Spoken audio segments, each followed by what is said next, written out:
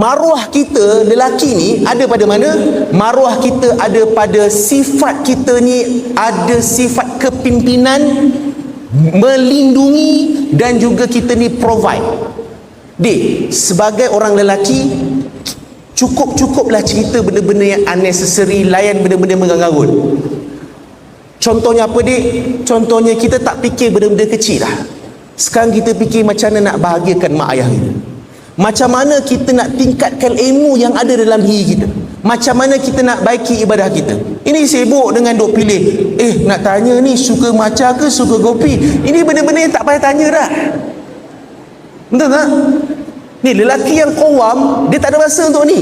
Lelaki yang qawam tak ada masa nak asingkan toge dengan kuih tiaw makwa dia tak ada masa. Halah, satu-satu dia asingkan. Okey tak termakan tak toge, termakan tak toge.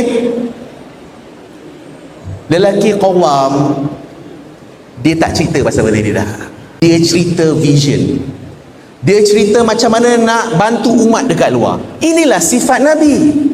Sifat Nabi yang qawam ini. Nabi pergi ke Gua Hira, duduk sorang-sorang, fikir siapa? Fikir bagaimana nak memperbetulkan umat yang sedang rosak.